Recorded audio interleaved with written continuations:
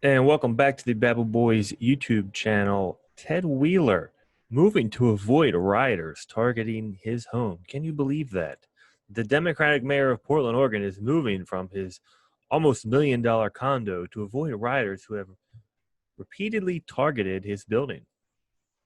Let's take a look here. Let's see exactly what they're doing outside of the Portland mayor's home.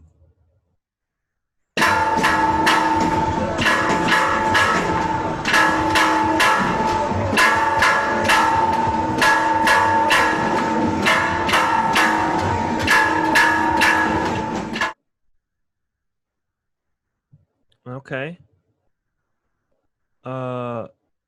Is that the Macarena behind a with a fire behind it? Why is she under arrest? Why is she under arrest? Why is she under arrest?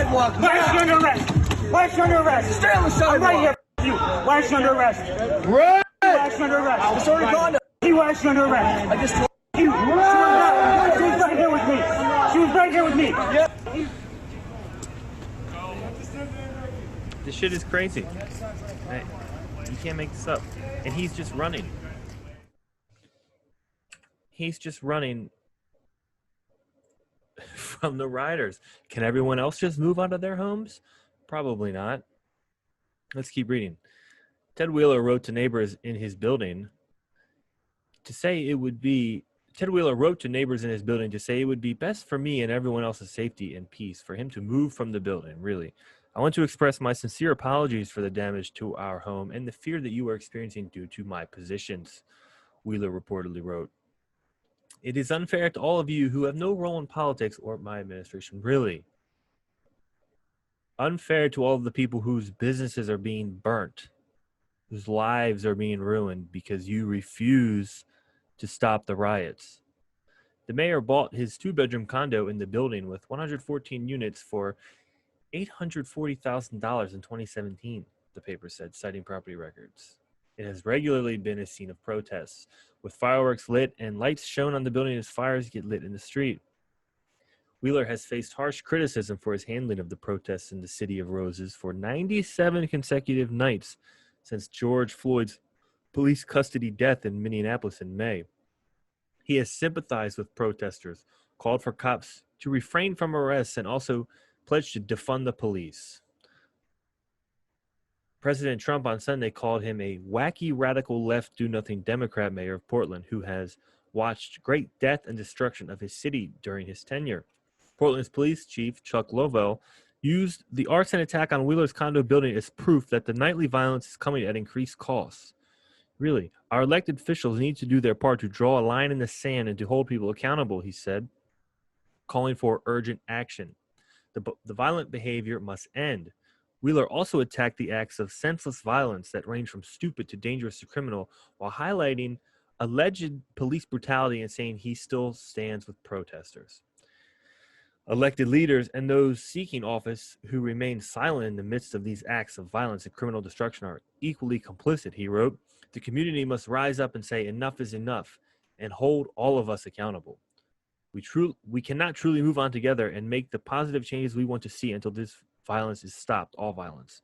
We cannot allow our anger to destroy what we are trying to support, he said. I stand by our positive movement for police reform, and I stand by the hundreds of thousands of Portlanders who want to peacefully protest and ask for more reform. If you are participating in violence, I want to be clear. I denounce your actions. Your actions demonstrate a level of hate and destruction that we will not condone or tolerate. Well, he stands with the protesters. These don't look like protesters. These look like rioters.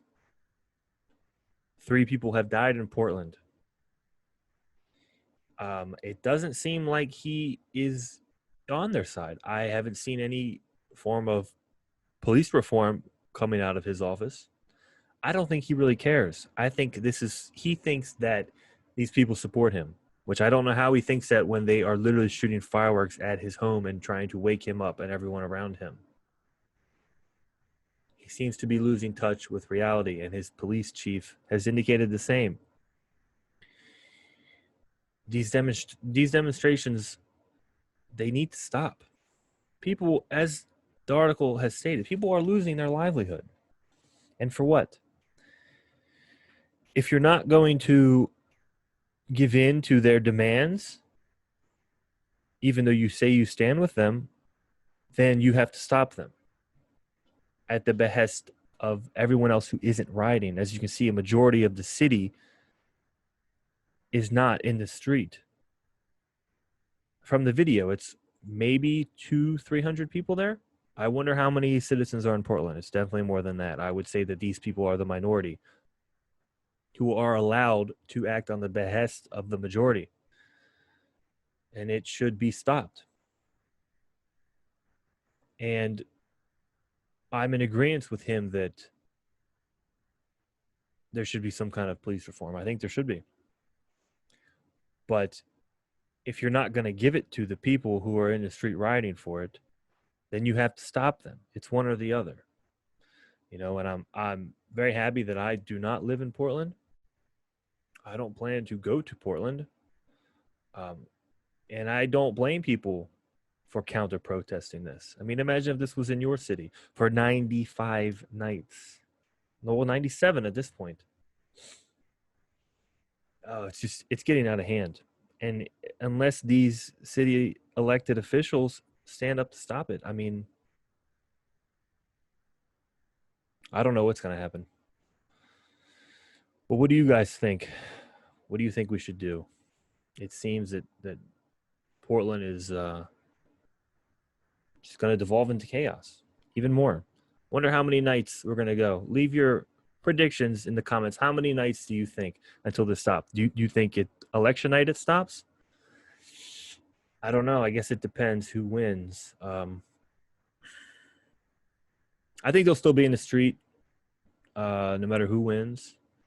I think that it's pretty obvious that if Trump wins, this shit is just going to keep going. But I guess we'll cross that bridge when it comes. Anyways, thanks for listening, guys. I'll see you in the next one.